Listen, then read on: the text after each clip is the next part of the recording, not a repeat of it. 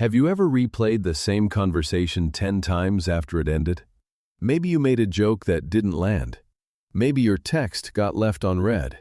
Maybe you walked away from a conversation and suddenly started questioning everything you said.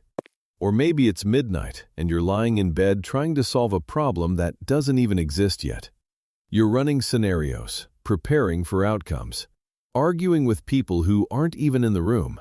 And the whole time, it feels productive, it feels responsible. But what if your brain isn't actually solving anything? What if all that thinking is doing something else? Most people think overthinking means thinking too much. That's why the advice is usually terrible. Just stop thinking about it. As if someone stuck in a mental loop hasn't already tried that. Psychologists use a different term: repetitive negative thinking. The problem isn't that you're thinking deeply. The problem is that you're returning to the same thought over and over, hoping the next pass will finally give you an answer. But it rarely does. Because overthinking isn't really a search for answers. It's usually a search for certainty. And certainty is exactly what the brain keeps promising is one more thought away. For years, researchers treated different forms of overthinking as separate problems. Worry belonged to anxiety. Rumination belonged to depression. Obsessive thoughts belonged to OCD. Different labels, different categories. But when researchers looked closer, they found something surprising. The stories were different. The mental process was almost identical. One person keeps replaying something that happened last year. Another keeps imagining what could happen tomorrow. A third keeps questioning whether they made a mistake. Different fears, same loop. The thought returns, it feels unresolved. You engage with it again. And because it still feels unresolved, your brain brings it back once more. Not because the thought is important, because it feels unfinished. And the human brain hates unfinished things. That's why overthinking can feel impossible to stop. You're trying to finish something that cannot be finished. You're trying to become certain about an uncertain world. This is what makes overthinking so difficult to recognize. It doesn't feel like a problem, it feels like one of your strengths. When you replay a conversation, it feels like self-awareness. When you imagine every possible outcome, it feels like preparation. When you can't stop thinking about a mistake, it feels like learning. That's the trick. Overthinking rarely shows up wearing a warning label. It disguises itself as responsibility, as intelligence, as caution, as empathy. You tell yourself you're being thorough.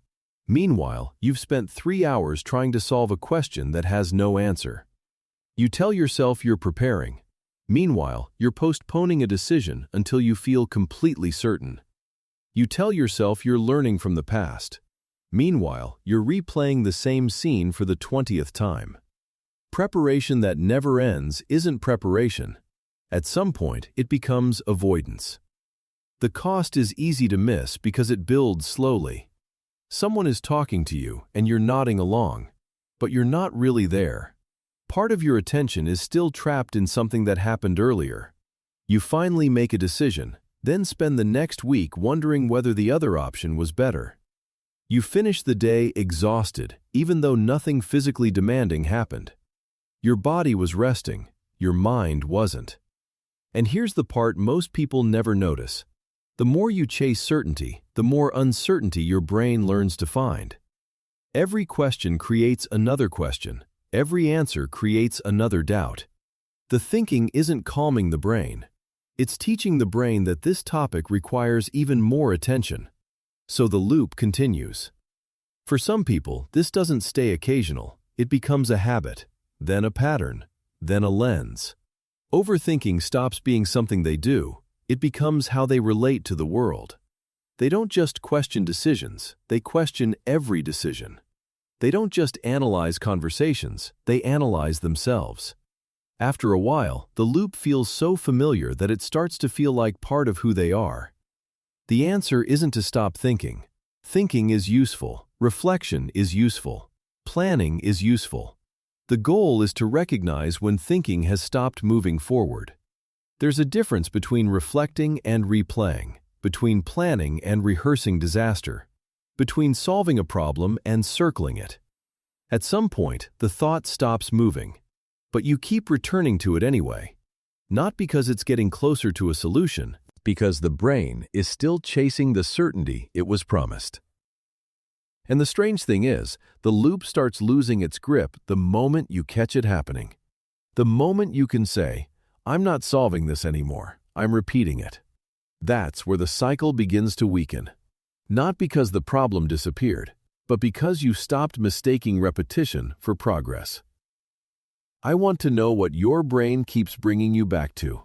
Not a thought you've had once or twice, the one you've had so many times it feels familiar.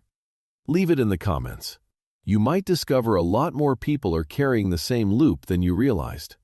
And if you enjoy psychology that helps you understand the hidden patterns running through your mind, subscribe to Ink Instinct. Because sometimes the things controlling us are the things we've never stopped to examine.